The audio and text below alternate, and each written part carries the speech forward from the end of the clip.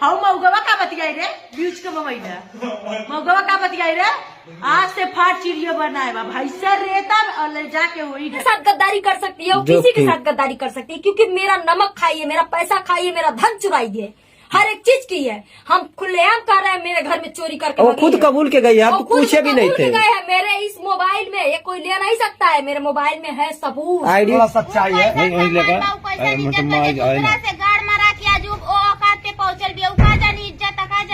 जो कि कल हम लोग बर्थडे मना रहे थे तो बोले सारे असली लोग एक साथ हैं।